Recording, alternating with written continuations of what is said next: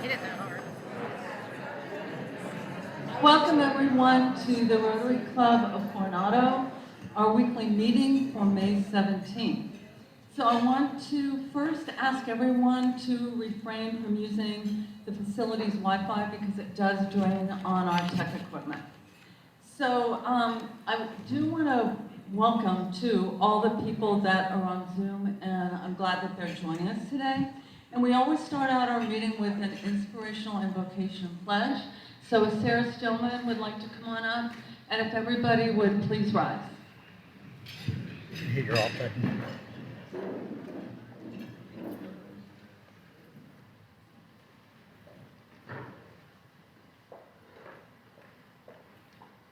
right. Good afternoon. Closer. Okay, there we go. I have come to learn that friendship and camaraderie are unique and critical parts of Coronado Rotary. Characteristics one should cherish and be very thankful for. Friendship makes us happier, stronger, pushes us to achieve great things, especially in service for others. Friendship, the quality of people in this club is unparalleled. Kind, giving, non-judgmental people who almost always say yes when asked to help, and it is chock full of great leaders who act as mentors and true models for all of us. Woodrow Wilson stated, "Friendship is the only cement that will ever hold the world together." Oprah Winfrey says, "Surround yourself with people who are going to lift you higher." Many people will walk in and out of your life, but only true friends will leave footprints in your heart, said Eleanor Roosevelt. And then last, Clarence Oddbody said in The Wonderful Life, "Remember, George, no man is a failure who has friends." So enjoy the wonderful friendships of Rotary. The person standing next to you is outstanding. That's a good noise.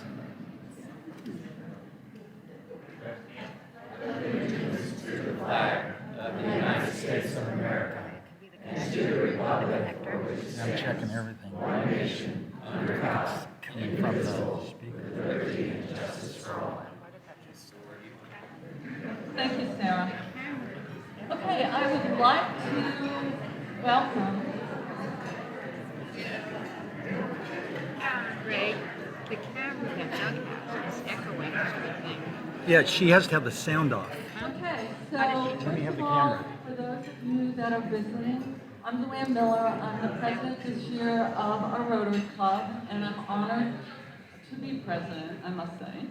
I would like to welcome all of our members, all of our members' guests, all of our special guests of our members, all of our Red Badgers, all of our visiting Rotarians, and all of the students that are with us today. We're honored to have you here, and all of the parents. Congratulations on having your students here today. So then I want to do a special welcome to several people. Carl Muller, right here, who is our school superintendent.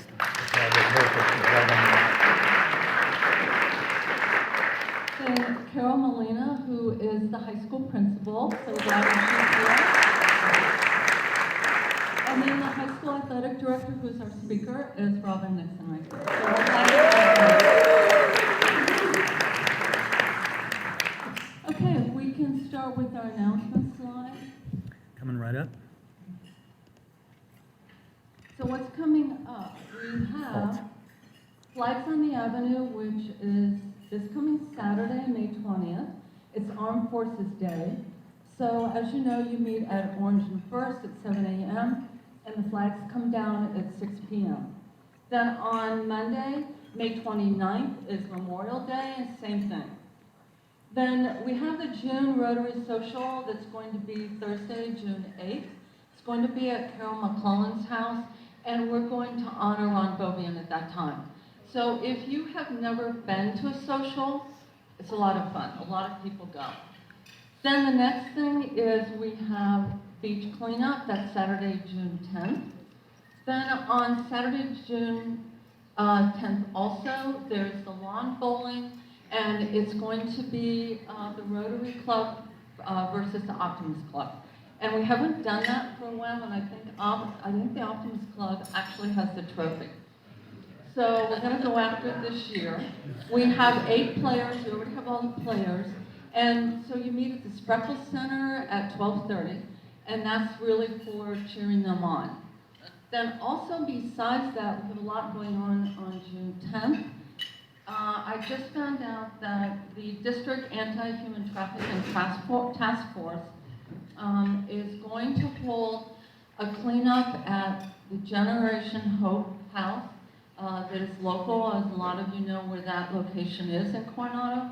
And what they're looking for from 8 to 12 is to have people throughout the district, including our club, come and clean up the grounds. And it's almost what we do on Rotarian Work Day, in cleaning those grounds up. So we have 3 things going on, and we'll continue to announce that. For the cleanup at the anti-human trafficking, if you are interested in doing that, please let me know, because we have to register, because of the sensitivity of that, we have to register everybody's name. Then, as you all know, Low Tide Ride and Stride is Saturday, June 24th. And please register.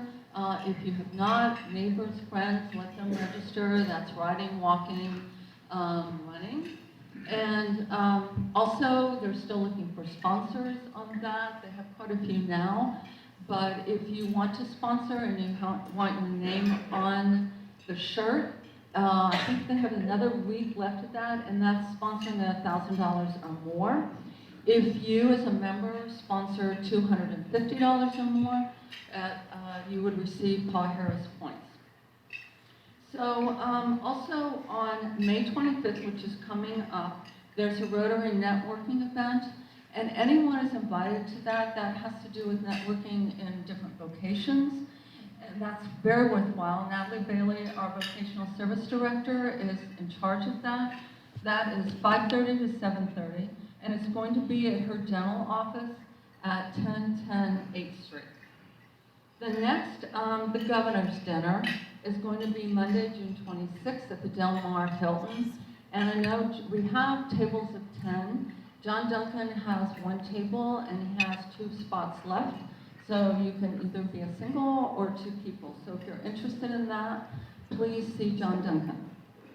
Next thing, at the end of this month on a Wednesday meeting, and it's sold out, we're having our meeting at the iBar on base. And a lot of the people are wondering that don't have base access, how do you get on? Just look for an email from the office that Jamie's sending out that will tell everyone how that procedure is going to go. Okay, so next, Rotarians out and about. Okay, this one is a picture of, or a slide of Fisher House. And I want to thank past President Mary Griffin, who is in charge of that. Fisher House, for a lot of people, that is the home at Balboa Hospital, where the family comes when they need to stay. And for years, we provided, prior to COVID, we provided the meals for them, for the families there. And when COVID hit, then we decided, okay, we'll beautify the outside of Fisher House, which we did, and bought some patio furniture. And now they've asked that they need snacks and so on that are enclosed for the families that come. So this was the last delivery, and a thanks again for everybody that did that. Then the next slide. I think this one, oh, there you go. So Natalie Bailey, and I have to say, if you look at that, I would think this is in Munich, Germany, a trip that this just went. And I would think Susie Emanuel and Fred Eckert were there at one point, because you've got Lions Club and Rotary Club together. So that, they must have gotten that put. But anyway, so that's a really good slide. So as you know, you travel around the world and you'll see Rotary signs everywhere. Okay, the next slide. I think it's, yes, so the last social was last week. Thank you for John Duncan at his rental house. And there's just, if you want to run through those, Ray, there's like 4 of them. And it's really nice because we usually have between 50 and 60 people that come to that. You can always bring friends. You can always bring spouses. And it's just a great fellowship. So we have that. Yeah. And then what I wanted to do is acknowledge several things. So in the Coronado magazine this month, there's Robin. She had a great article, Robin Nixon, who's our speaker today, a great article on the history that she has given to the school and to our community. So a huge thank you for that. And she's retiring at the end of this school year. So congratulations on that, Robin.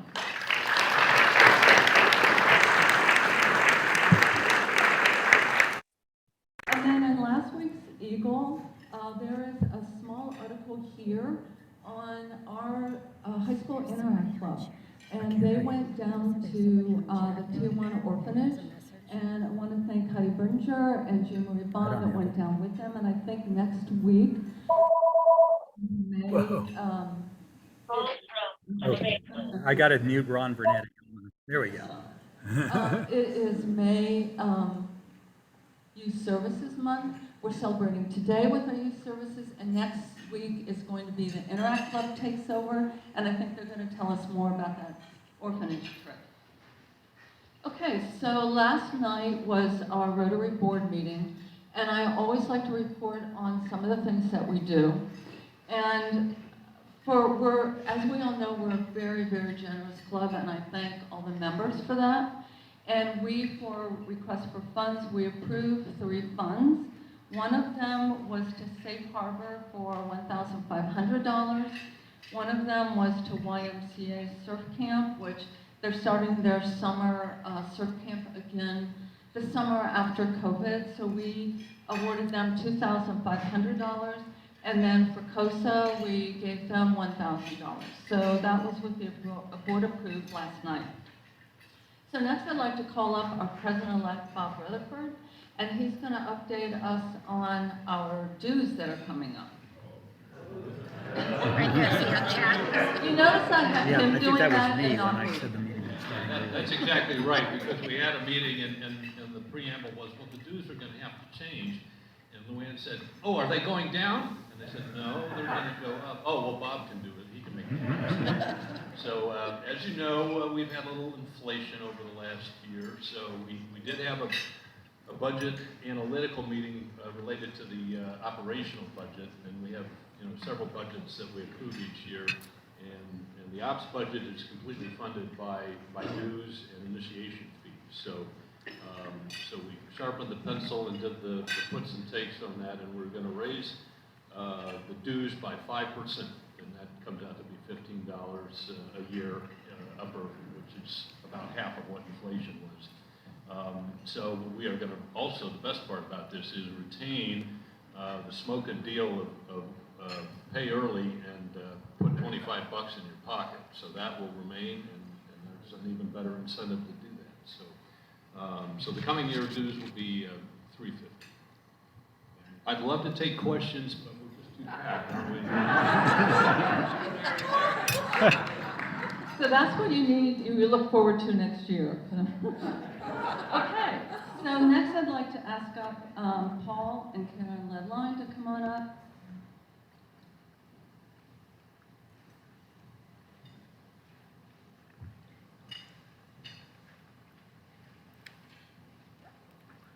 Get the mic close to you. Did you get that? Yep, we're going to pull it up now. When we were in Japan for 3 weeks with our daughter, we happened upon, up in a little tiny village of Matsumoto, a Rotary Club right here, who graciously gave me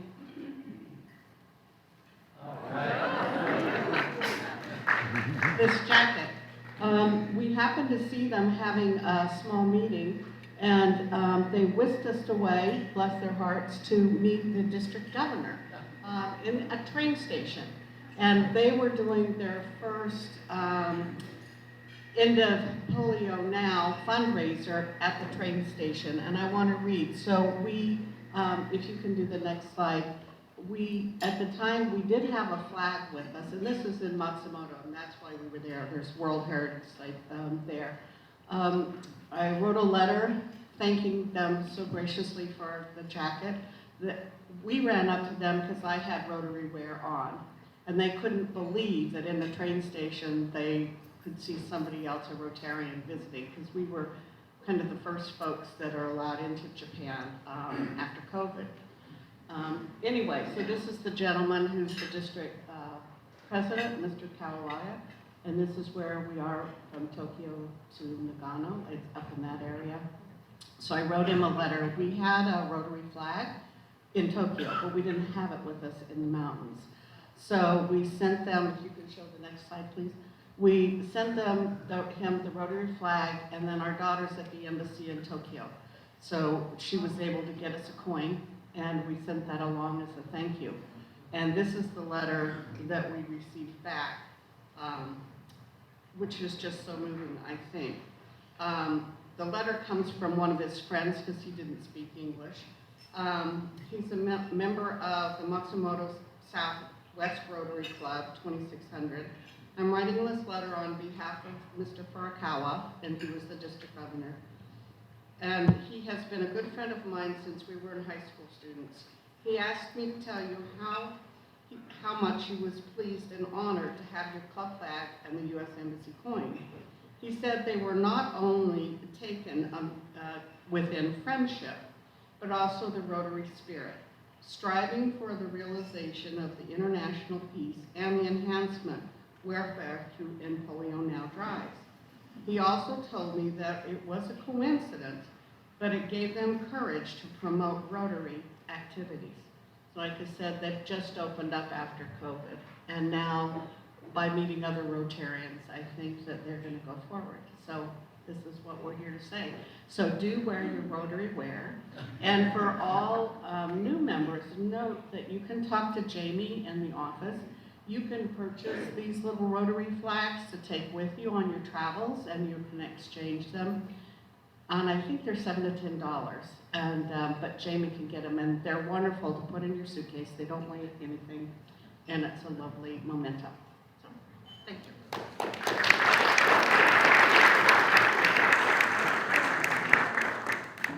You have one more slide?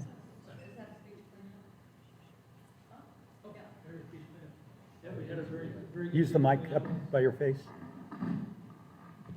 Very good beach cleanup last Saturday morning, and it was a great pleasure to be joined by a large group of interactors, hosted by Nina, who is the CHS Interact president, and she had a whole group. Most of these kids are from Grossmont High, and came over to join us, which I thought was wonderful. And Heidi was there as well, and had arranged a brunch for them afterwards. So I just wanted, it was just great to see you.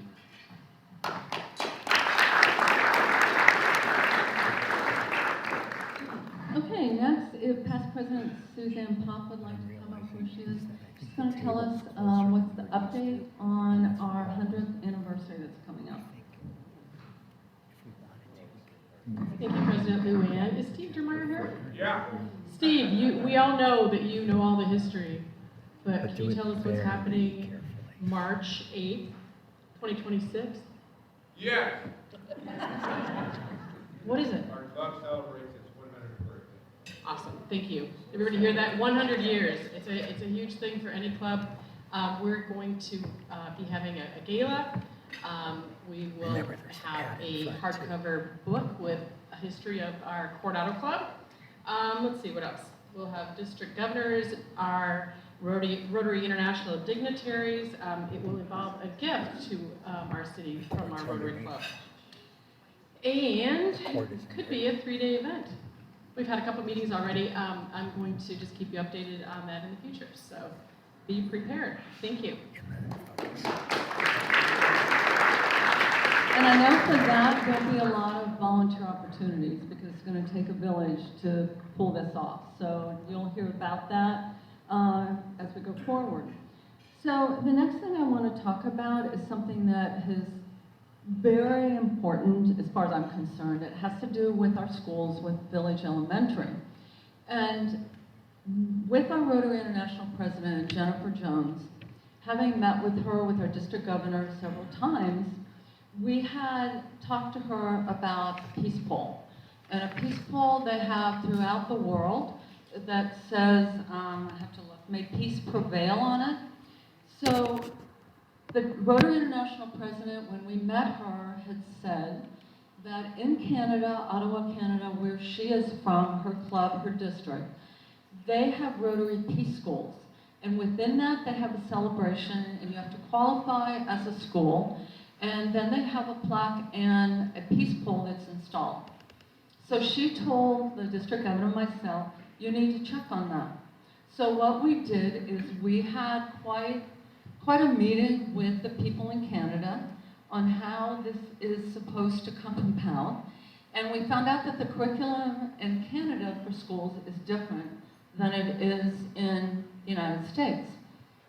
So with the help of Heidi Berdinger, with Village Elementary, and Carl and the school board and so on, our Village Elementary is going to be the first peace school in the United States. And I think that's amazing that that's going to happen. And then the district is buying a peace pole, and it will be in Spanish and English, and it will be in the yard. That's just an example, so everybody knows what it looks like. And then we'll dedicate that with a plaque. And then the district governor has already said that will form a committee in the district to move on with other schools, with other Rotary clubs that wants to make their schools a Rotary Peace School. So I'm really excited about that, and I thank the school and Heidi Berdinger for making this possible, and the committee that was responsible for that. So you'll see that coming out with photos. And then the next thing is that I'm also excited about. It is called, and I've mentioned this a couple times, it's called CCAT, and it's Citizens Casualty Awareness Training. And what happened with this, and I have a couple minutes here, so I'll go through this. Last year, sitting at a concert in the park, as you know, there's 5,000-6,000 people there. Nancy Strickland was sitting next to me, and I looked at Nancy and I said, what would you do right now if there's an active shooter? She just looked at me, she said, I don't know. So the co-chairs for the speakers that we have every year, I said, we need to have someone from our police department come and talk to our members on really what you think about if something like that should happen. When they came, they brought our new fire chief, Jason Summers, and Jason brought with him a kit, and this is sort of what it looks like, a smaller one. It's called a bleed control kit. And what this is military developed, it looks like gauze, that will stop bleeding. It will clot. And I know that he got a grant for our public schools, and they were trained. And he said to me, we'll train anyone. And I'm like, okay, this is something that we can train our community. So we've been working really hard, and I thank Tim Cross over there and a lot of our members that are doctors and so on that have been training on this, that we're going to, we have the blessing of the city, the blessing of the fire department, the police department, and the hospital here. And so we're going to start with a 2-hour training, and it also includes chest compressions, and it also includes AED training. Because I don't know about you, but I would be intimidated because I don't know anything about an AED. So we'll train in this, and we'll get started on this soon. So I wanted everybody to know this. And Rotary then is going to buy 2 of the very large kits, and at our festivals and at our concerts in the park, I already talked to Kathy Brown, they're going to be posted, and we're going around to all the service clubs and all of the businesses to get involved with this. So this is going to be a community-wide thing, and then our district is interested in other Rotary clubs doing this too. So I'm very excited about that, and I think it's something that our community will embrace. So next, I would like to call up Jane Brown, that will introduce our speaker. Oh, and John Weisberg. All right.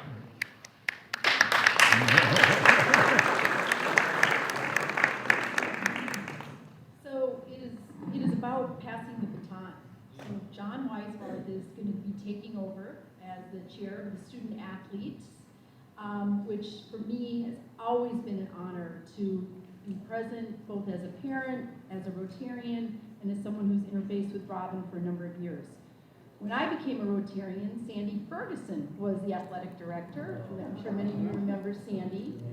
And when Robin took over in 2007, I was delighted that she was selected to be the athletic director. She'd been a teacher to my children, and all 5 of my kids have incredible memories and stories about Robin. So when I told them that this was going to be here last year, we just had a wonderful evening discussing how much you meant to all of them. But as I introduce Robin to the athletes, the parents, community members, and Rotarians, I want to give you a little bit of background. She's a 1980 graduate of Coronado High School, and Robin played softball, volleyball, and basketball before she headed off to UC Davis, where she earned a bachelor's degree in managerial economics. She later attended San Diego State, where she earned her teaching certificate before coming back to Coronado High School to teach PE and health for 14 years before being named the athletic director. And Robin hails from a very, very athletic family. We're delighted to have her mother, Gloria Nixon, with us.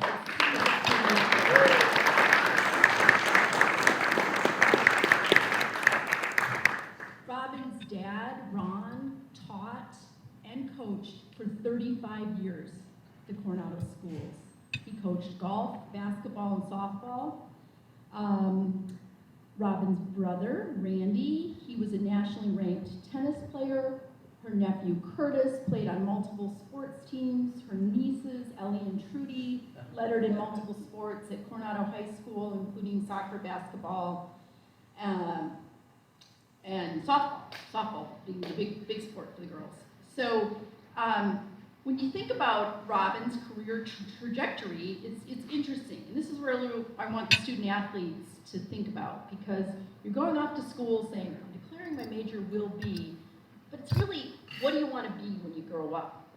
And at the end of that chapter, it's like, what will your legacy have been?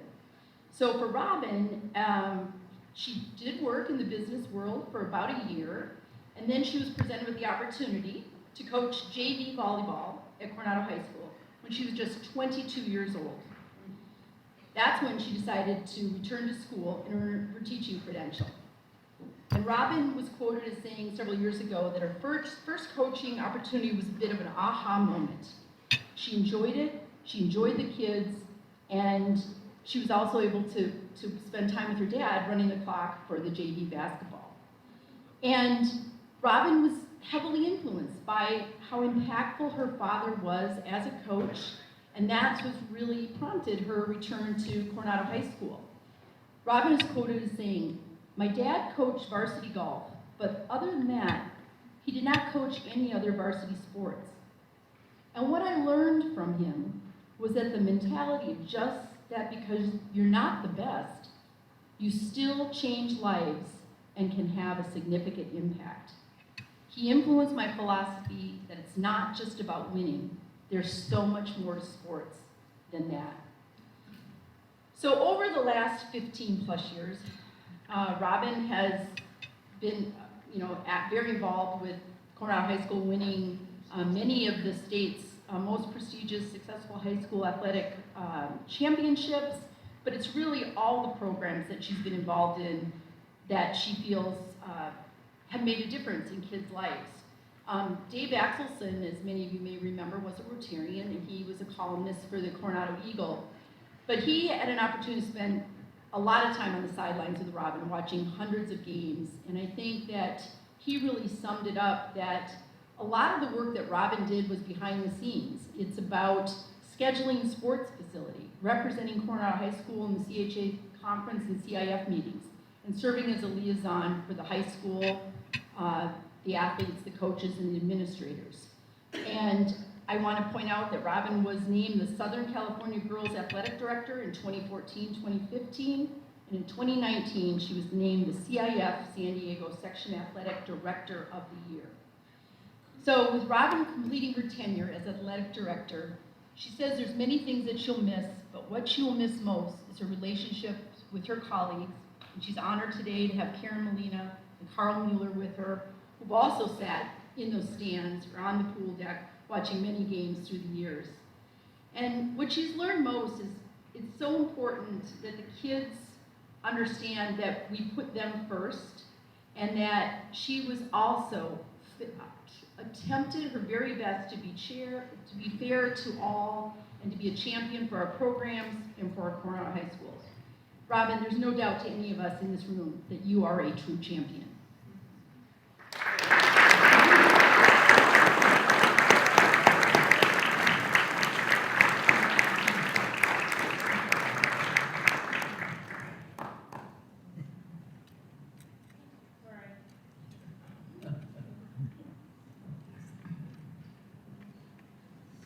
Oh my goodness.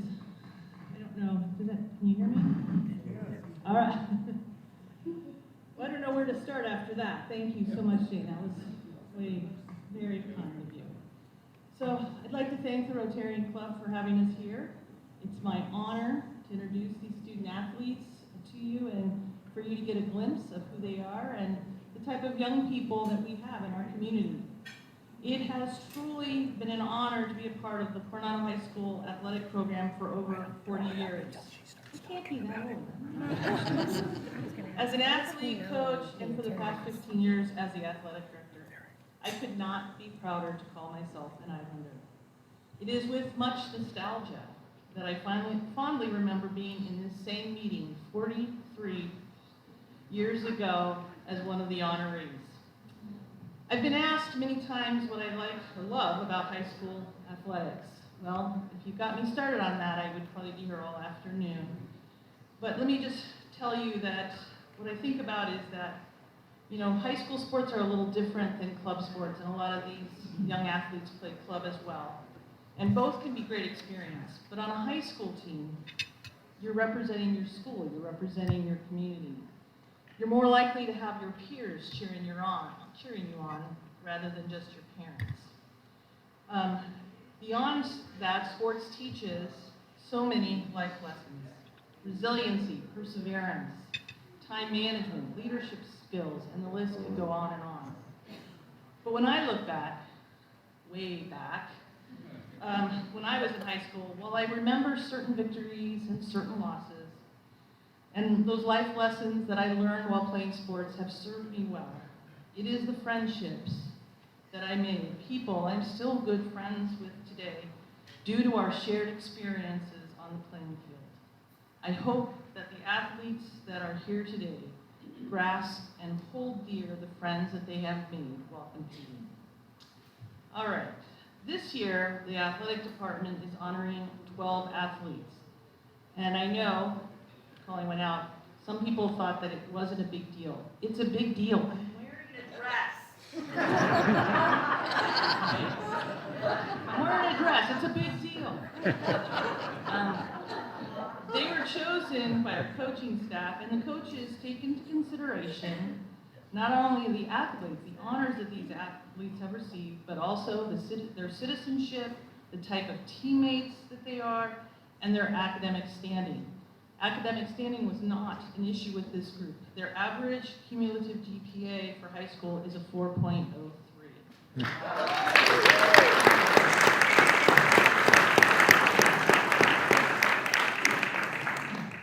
Like in years past, this group shines in all categories. So I wanted to start, I don't know if we're ready. So the first person, here we go, you can go to the next slide, was Dylan Grodeveld. He is not here today. He had to go to a mandatory orientation at Stanford, where he will be playing soccer next year. But there's Mr. Grodeveld. And we like to start, I didn't really prompt the students before, so when I call your name, come on up. I'm going to give you your award, and then I'm going to talk a little bit about you, and then you can go back and sit down, and then of course we'll take photos. So we're going to start with Saxton Sylvester.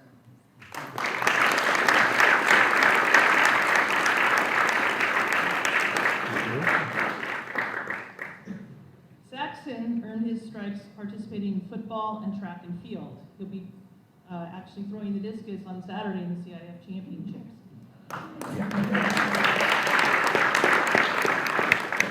As you can see by the photo, he was a lineman, and I can tell you it's hard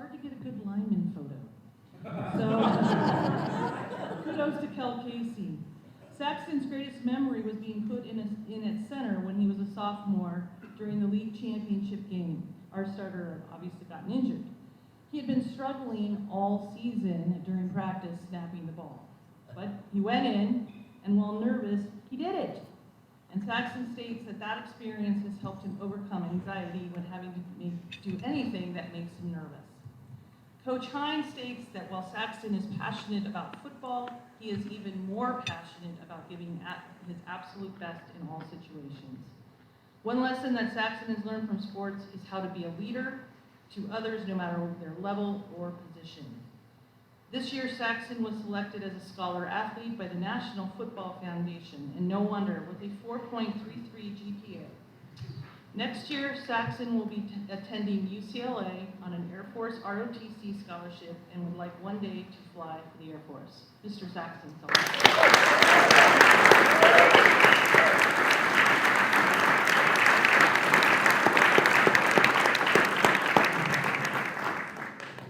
Next, we have Zoe Searles.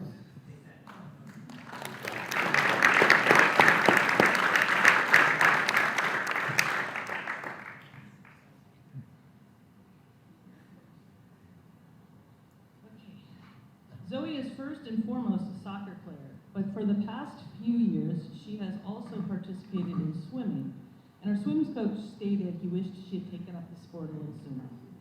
Anyway, on the soccer field, she was part of the back line, the defensive specialist on the team. As someone who admires good defense, Zoe was one to admire. Nothing flashy, she just got the job done. Zoe's best memories besides CIF playoff victories are the fitness days, with her teammates making hilarious memories throughout the season. The most important thing that Zoe will take away from playing sports is how to effectively communicate and how to bring together a group of people for a common goal. Additionally, she learned to stick up for people she cares about and also herself. She also talks about how while she was playing, she created some of her best memories that she will take away from her high school years. Zoe has also shined in the classroom, having earned a 4.54 GPA while at COGS.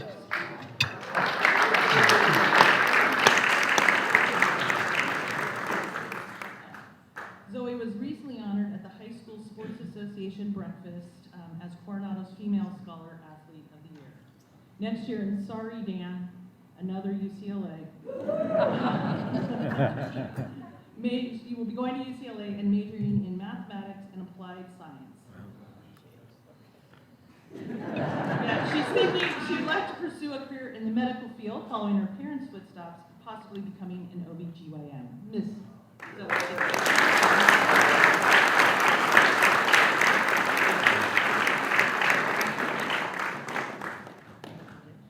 Charlie Kobitz.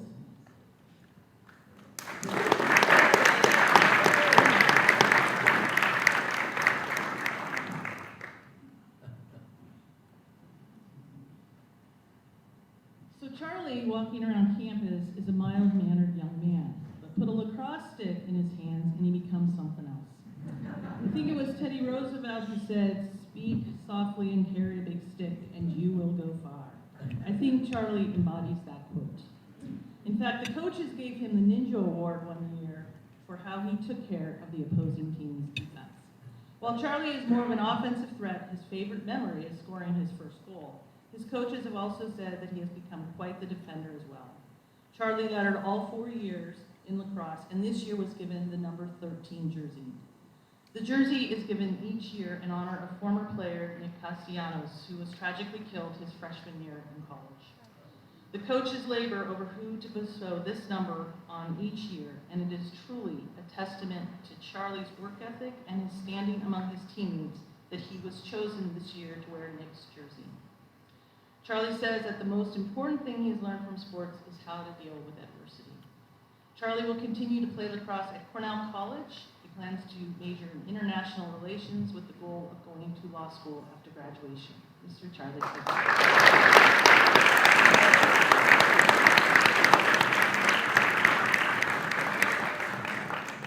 Caitlin McGrath.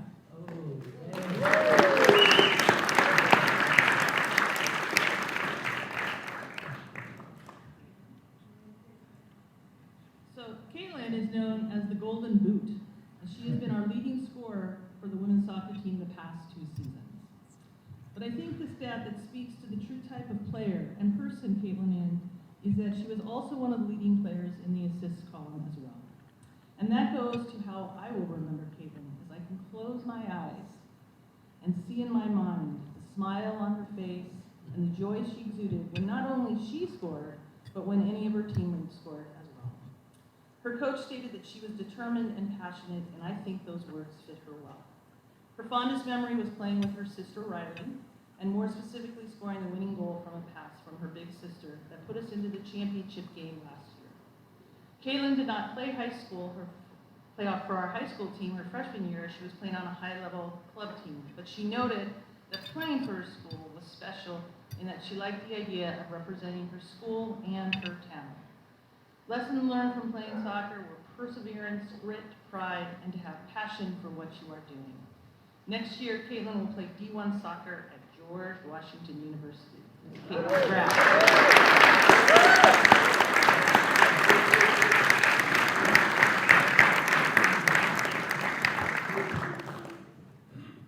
Nicholas Lohr.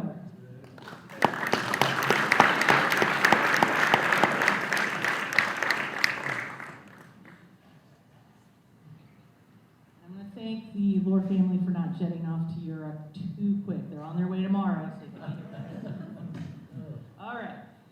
Nick roamed the midfield of our soccer field the last few years on teams that made the open finals and had an undefeated regular season. Team dinners were very memorable for Nick, as he stated that it was these team dinners where he laughed the hardest every week. I enjoyed watching Nick play, as he was always in the mix and he competed so hard.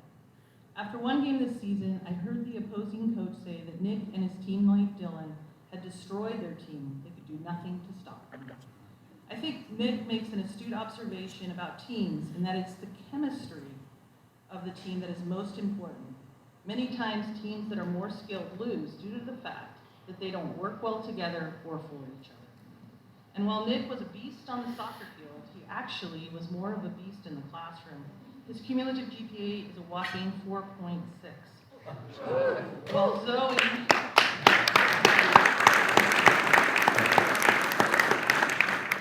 Like Zoe, Nick was named Coronado's High School Sports Association Scholar Athlete of the Year.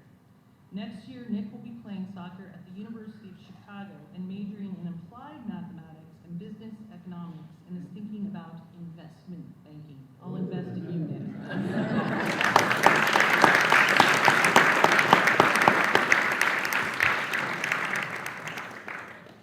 Emma Fabizak.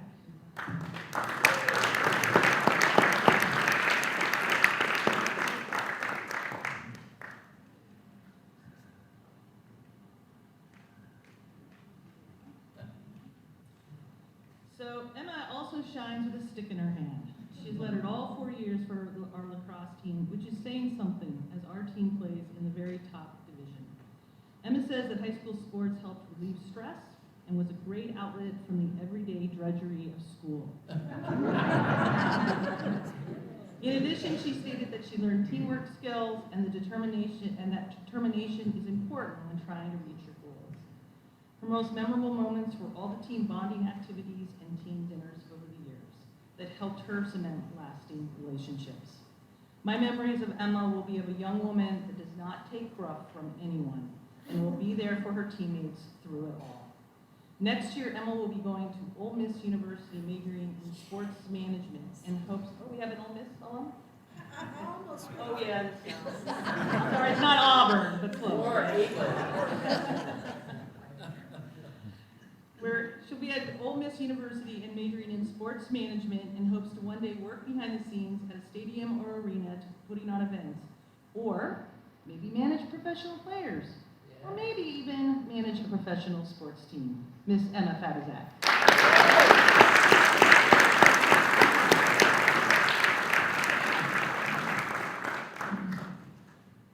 Next, we have Nolan Reuter.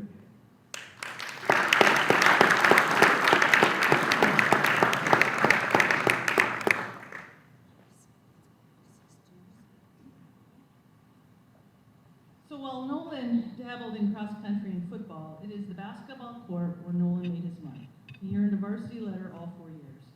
Nolan states that the most important thing that he learned from playing sports is that it's important to have a strong work ethic. I can tell you firsthand that he certainly is a role model for working hard. At times I would see him at 6 a.m. in the morning on the middle school outdoor courts working on his game. In his junior year, when he was sidelined due to a football injury, sorry, don't say that to the football coach. It would have been easy for him to have just shown up to games or to practice here or there.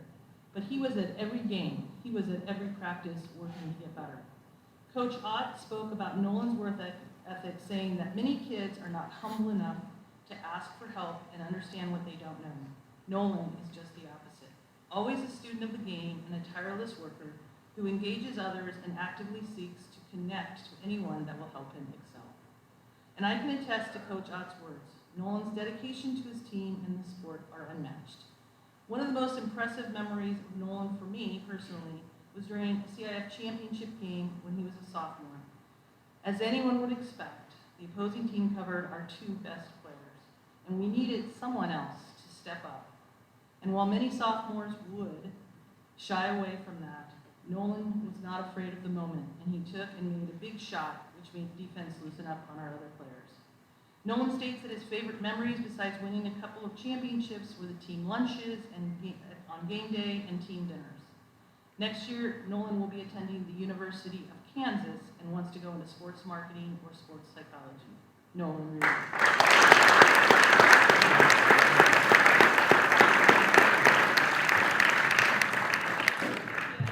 Emily Tay.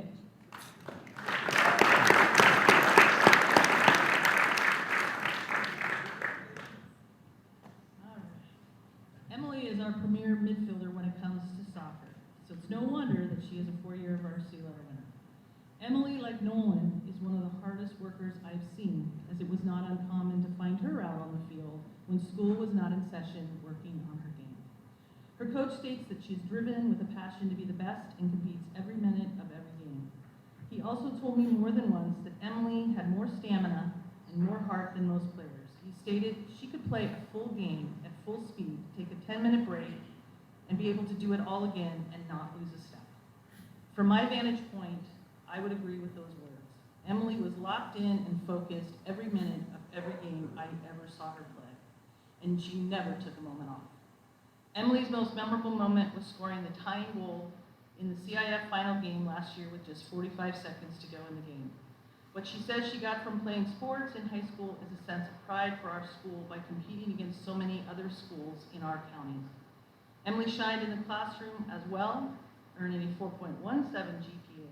Next year, she will be attending St. Mary's College of California, where she will play soccer and major in health sciences. Ultimately, she wants to become a nurse practitioner in pediatric oncology. Ms. Emily Day.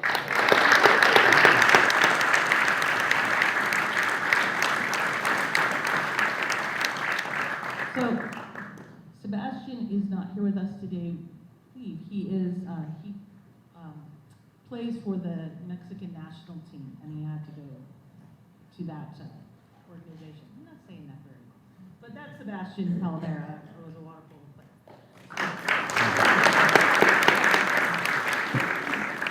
Next, we have Mariana Dick.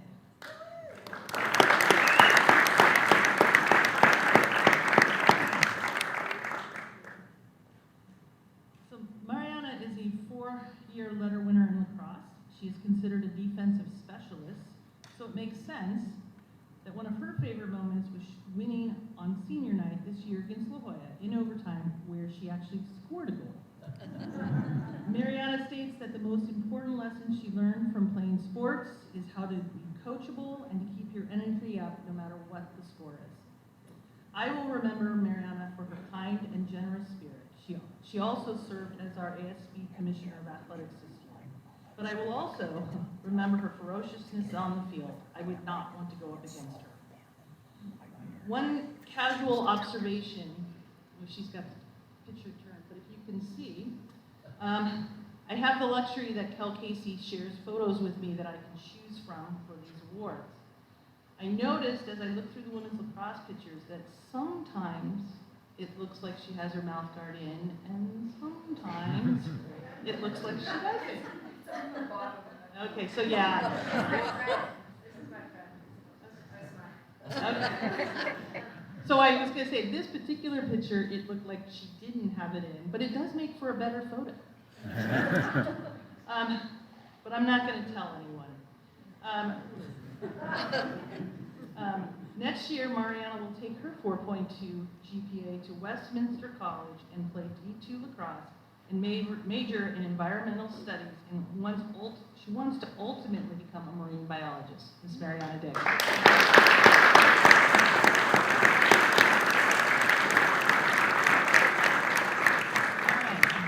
Last but not least is Mr. Samuel Corbel.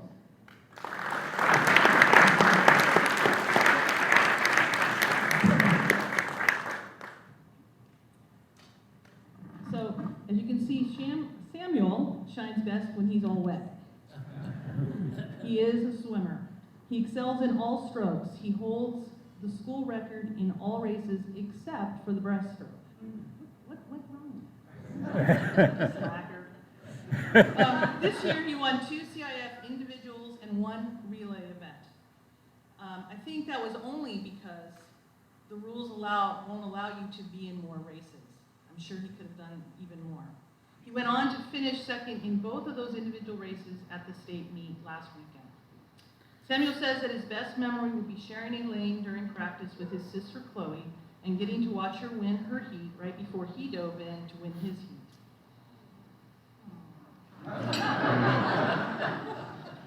Being someone who can barely tread water herself, to watch him swim was really special. He really did make it look easy. I kept thinking, I could do that. I don't think I could. But anyway, at one of our home meets during a relay, we were pretty much neck and neck with our competitor's top team, and Samuel was going to swim the anchor.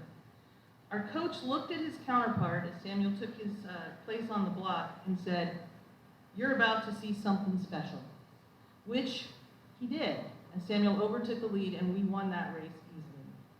Samuel thinks the most important thing he got from swimming for the Islanders was time management, but most importantly, the camaraderie of his team.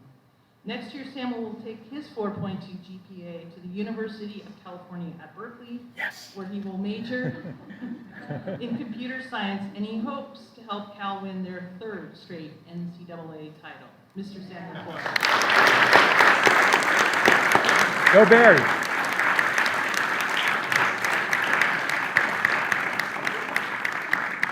All right, can we give one more round of applause to all?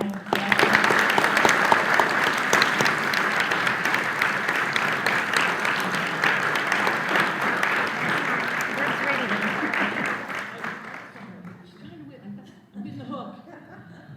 Well, I was going to say, that's the wrap for me. I want to thank the Rotary Club for all their hospitality over the years. It's been so wonderful. You've been such great hosts to myself and to all of our students. I'm so grateful to have such a great civic organization in our town. We truly are blessed by all that you do. I hope that this afternoon, even if it's a little dreary, you have a great one. And again, thank you so much, heartfelt, for everything that you've done for Coronado High School. Thank you. If you have to bring them all up. So I think it's standing ovation for all the students in Coronado.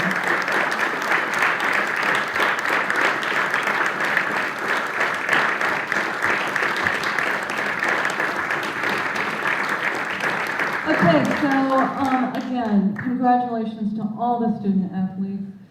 We know you'll be very successful, and to Robin, again, congratulations on your retirement and everything that you've done. So I do want to say for all the students, they want to take a photo with everyone. So if you want to go in the lobby when we're done here, and just by the fireplace. So bring your photos with you, and they'll take a nice photo. And then next week, we'll be back at the Coronado Yacht Club, and we'll have the Interact students from the high school take over the meeting. So everyone go out and have a great Rotary week. So then I end the meeting, and that'll